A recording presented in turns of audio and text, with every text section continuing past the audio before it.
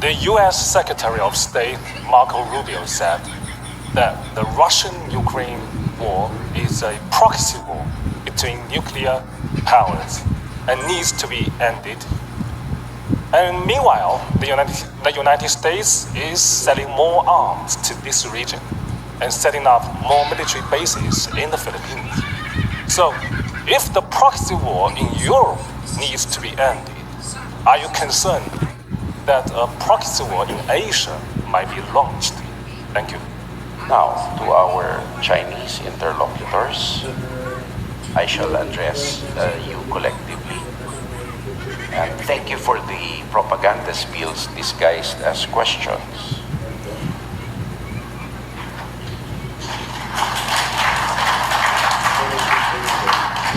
Unfortunately, in my personal opinion,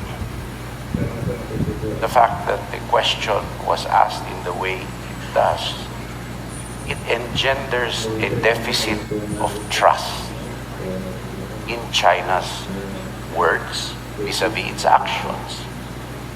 I just look back to 1995 on a place called Mischief Reef.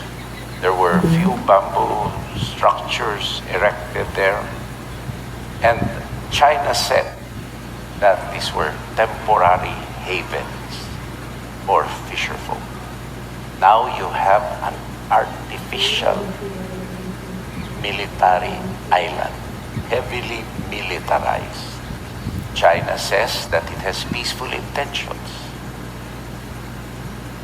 Why does it continue to deny the Philippines its rightful provenance under international law and UNCLOS? And as proof of this, we do not stand alone. None have agreed with China, and none has condemned the Philippines for standing up against China in the face of a threat to its territorial integrity and sovereignty. And thus, for dialogue to be effective, it must be coupled with trust. And China has a lot of trust building to do to be an effective negotiating partner in dispute settlement. We have to call a spade a spade. And that's what we see, and that is the biggest stumbling block to dispute resolution or dialogue with China.